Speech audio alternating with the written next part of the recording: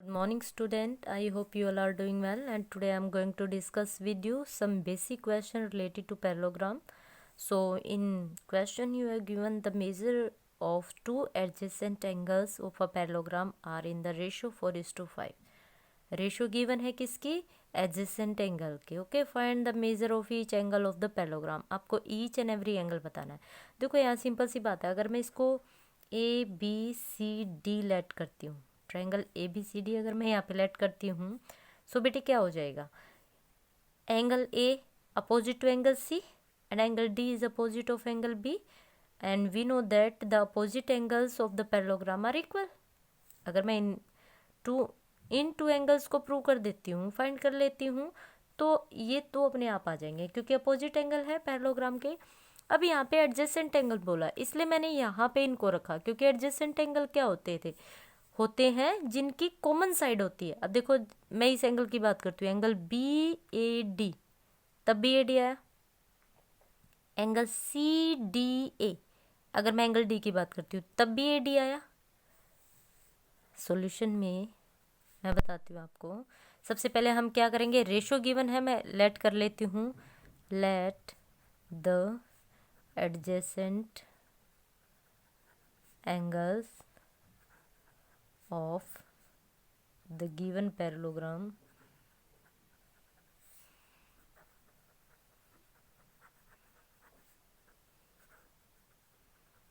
are 4x and 5x. ठीक है, हमने ये लेट कर लिया है. ओके, अब क्या हो जाएगा भाई? 4x एंड 5x आपके पास आ गया है.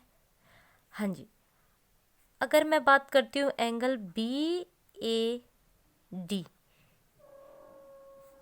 Plus angle C D A, सबसे पहले तो आप यहाँ देखिए कॉमन क्या है, A D and A D. D A बोलो ए डी बोलो, इससे कोई फर्क नहीं पड़ेगा, है ना. सो क्या हो जाएगा, दोनों एंगल का सम कितना होगा? 180 डिग्री. ये को इंटीरियर एंगल भी है, ठीक है, ये को इंटीरियर एंगल है, एडजेसेंट एंगल है, पैरेललोग्राम की बात हो रही है, तो दोनों का सम क्या होगा? 180 डिग्री. आप यहाँ पे ये भी लिख सकते हो, बिकॉज दीज आर को interior angle and the sum of the co-interior angle are is equal to 180 degree. The sum of the adjacent angle of parallelogram are 180 degree. Okay, so यहाँ पे क्या हो जाएगा भाई? 4x plus 5x is equal to 180 आना चाहिए. 4 plus 5 में that means 9x is equal to 180 degree. x is equal to कितना आ जाएगा? 180 upon 9. 9 1 जा 9 2 जा, that means 20 degree. Value of x is 20 degree. So first adjacent angle क्या हो जाएगा भाई? कितना था? 4x, that means 4 into 20 80 degree. And second adjacent angle क्या हो जाएगा भाई? 5x, that mean 5 into 20 is equal to 100 degree. So ये एंगल कितना आ गया आपका? कितना है भाई? 100. तो ये एंगल कितने का हो जाएगा? 100 डिग्री. और ये आपका 4x कितने का है? 80. तो ये भी कितने हो जाएगा? 80. ये भी 80 होगा, ये भी 80 होगा, ये 100 है, ये 100 है. बात समझ में आ रही है? यहाँ पे मैंने 4x 5x लिखा हुआ है, इसलिए मैं ये मेंशन नहीं कर पाऊँगी, और आप लिखना चाहे तो लिख सकते हो यहाँ पे 100. बात समझ में आ रही है? सो यही हमें फाइंड आउट करना था, हमें each angle of the parallelogram find out करना था, और हमने यहाँ पे कर दिया. Now come to the next question. Question number next क्या है बेटा? In the figure AO is equal to OD is equal to OC. AO, OD, OC, all these sides are equal. और AD भी आपको गिवन है कि ये क्या है? इक्वल. देखो AD एंड BC तो क्या opposite side of the parallelogram, but ये भी इक्वल है किसके? OA, OD, OC. ठीक है, फिगर में दिया हुआ है. ठीक है भाई. सेकेंड थिंग क्या है? D C is equal to A B. A B और डी सी इक्वल है क्योंकि पैरेललोग्राम में तो अपोजिट साइड इक्वल हो जाएंगी. सेकेंड थिंग, यहाँ पे आपको एक रिफ्लेक्स एंगल दिया है. रिफ्लेक्स एंगल क्या होता है? That is greater than 180 degree. आपको क्या करना है? आपको ये जो एंगल एक्स दिया है ना, इसकी वैल्यू फाइंड आउट करनी. ठीक है, तो इस तरह के क्वेश्चन में जो गिवन होता है पहले हम वो लिखते हैं भाई। गिवन में क्या आ जाएगा, A D is equal to A O is equal to O D is equal to O C is equal to B C. Okay, second क्या दिया है, एंगल ए ओ सी तो है नहीं हमारे पास क्या है भाई,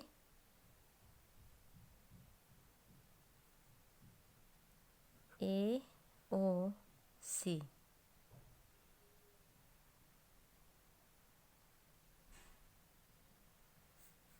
कितना हो जाए, 230 डिग्री। ठीक है, जो ये हमारा एंगल है ये कितने का है भाई, 230 डिग्री का। ठीक है, अब यहाँ पे देखिए, अगर मैं इस कंप्लीट एंगल को बनाती हूँ, क्या ये 360 का नहीं बन जाएगा, क्या 360 का नहीं बन जाएगा। It means angle A O D plus angle D O C plus angle A O C is equal to 360 होना चाहिए कि नहीं होना चाहिए, होना चाहिए बिल्कुल। कैसा एंगल, क्योंकि हमें क्या पता है जो कंप्लीट एंगल होता है वो कितने का होता है, 360 का होता है। ये जो कंप्लीट बनता है ये 360 का ही तो होता है आपका। सो यहाँ पे angle A O D plus angle D O C is equal to कितना हो जाएगा, ए ओ सी कितना दिया है भाई आपको, 230 is equal to 360। That means A O D plus angle D O C is equal to कितना हो जाए, 360 minus 230 is equal to 130 degree. It means इन दोनों का सम कितना आ गया, 130। अब ये दोनों ही 130 हैं, लेकिन मुझे दोनों नहीं चाहिए, मुझे तो ईच एंड एवरी एंगल की। एक सिंपल सी बात सोचिए, आपको इसकी वैल्यू निकालनी है, और ए बी डी क्या है, एक ए बी सी डी एक पैरेललोग्राम। अगर आप यहाँ पे जो वैल्यू निकालना चाहते हो, अगर एंगल डी की वैल्यू आपके पास आ जाए, क्या opposite angle of the parallelogram equal होते हैं, अगर ये आपके पास आ जाएगा तो ये ऑटोमेटिकली आपके पास आ जाएगा, है ना। अपोजिट एंगल इक्वल होते हैं, अगर ये एंगल आप निकाल लेते हो ये आपके पास आ जाएगा। अब यहाँ से हमने इस एंगल को निकाल लिया है, इस कंप्लीट एंगल को। ठीक है, अब हमें एक बात पता है, देखो ये साइड भी, ये साइड और ये साइड, 3 की 3 साइड इक्वल है, 3 की 3 साइड इक्वल है। सो ये कैसी ट्रायंगल बन रही है, इक्विलेटरल नहीं बन रही है क्या। क्वाड्रिलेटरल के अंदर ये ट्रायंगल कैसी बन रही है आपकी, इक्विलेटरल ट्रायंगल बन रही है कि नहीं बन रही है। तो आपको यही चीज़ें देखनी है। आप लिखोगे A O D, triangle A O D is a equilateral triangle. और आपको पता है जो इक्विलेटरल ट्रायंगल होता है उसका ईच एंगल कितने का होता है, 360। सो आप लिखोगे, so each angle of this triangle कितना होगा, will be 60 degree. That means ये एंगल कितना होगा, ये भी 60 होगा, ये भी 60 होगा और ये भी 60 होगा। हो गया भाई।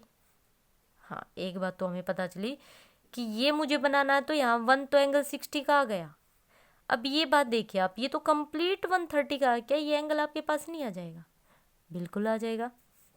क्या हो जाएगा भाई, यहाँ पे एंगल, ये एंगल क्या है आपके पास, एंगल आपके पास आया ए ओ डी, ये 60 क्या है angle A O D, angle A O D आपके पास आ गया है। दैट मीन्स ये 60 डिग्री हो गया। अब क्या लिखोगे, आपने तो यहाँ देखा था A O D plus D O C कितना 130, तो आप लिखोगे angle A O D plus angle D O C is equal to तो 130 है, और angle A O D 60 degree आ गया, तो एंगल डी ओ सी कितना आ जाएगा आपके पास, angle D O C is equal to हो गया 130 माइनस 60, दैट इज 70 डिग्री। हो गया कि नहीं हो गया भाई, ये एंगल हमारे पास आ गया 70 डिग्री। ठीक है, अब देखो ये एंगल 70 डिग्री है, ये एंगल कितना आपका 60। अब ये दोनों साइड इक्वल है, तो ये कैसी है, ये ट्रायंगल तो इक्विलेटरल थी, बट ये ट्रायंगल क्या बन रही है, क्या ये आपको कौन सी बोलते हैं उसको, आइसोसेल्स, है ना, आइसोसेल्स ट्रायंगल क्या होती है, whose two sides are equal. और जिसकी टू साइड्स इक्वल होती है उसके टू एंगल्स भी इक्वल होते हैं, इस बात को याद रखना। जिसकी टू साइड्स इक्वल होती है उसके अपोजिट टू एंगल इक्वल होते हैं। इस साइड के अपोजिट एंगल ये, इस साइड के अपोजिट एंगल ये। अगर ये टू साइड इक्वल है तो इनके एंगल भी इक्वल होंगे।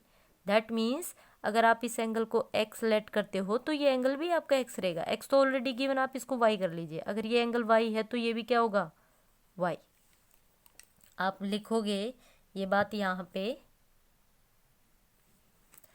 Triangle DOC is a isosceles triangle.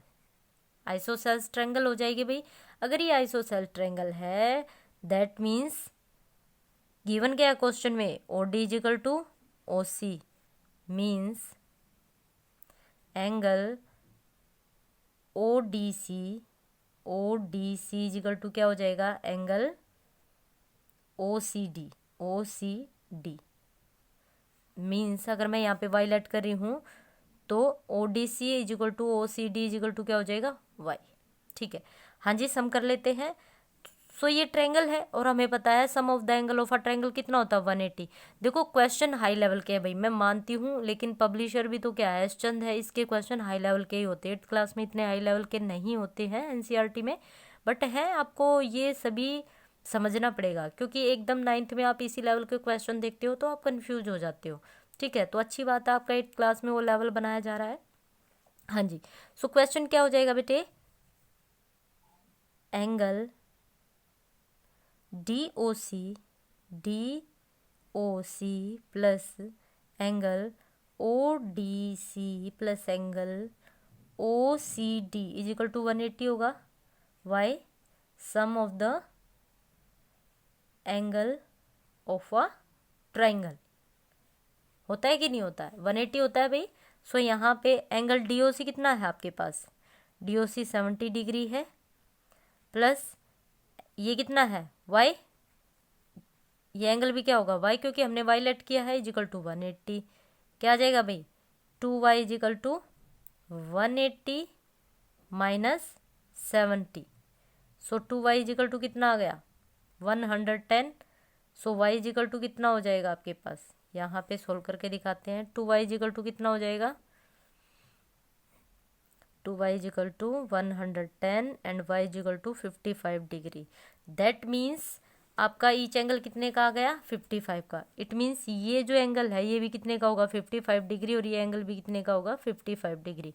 ठीक है, अब दोनों को ऐड करें, 60 प्लस 55, 60 प्लस 55 कितना हो गया, 115। That means value of x क्या हो जाएगी, 115। ठीक है, अब इसको लिखेंगे कैसे वो मैं बता देती हूँ आपको। क्वेश्चन में कैसे लिखना है, लिखोगे आप कि angle D is equal to angle B is equal to 115 degree, और यहाँ पे लिखोगे opposite angles of parallelogram are equal. ठीक है, ये रीजन आपको लिखना है, यहाँ पे आपका क्वेश्चन कंप्लीट होता है। बेटा क्वेश्चन हाई लेवल का है, फिर से कह रही हूँ, थोड़ा सा देखो, एक बार में समझ में ना आए तो दोबारा चेक कर लीजिए, दोबारा देख लीजिए, कोई बड़ी बात नहीं है। लेवल एकदम से अप हो रहा है। 9th क्लास में इस तरह के क्वेश्चन आपकी बहुत हेल्प करने वाले हैं। सो आप अभी से अपना लेवल को थोड़ा सा अप कीजिए। ओके, सो वीडियो को एक बार ना समझ में आए 2 टाइम्स देख लीजिए क्या होता है। ओके, सो मिलते हैं नेक्स्ट वीडियो में। Till then take care, bye bye.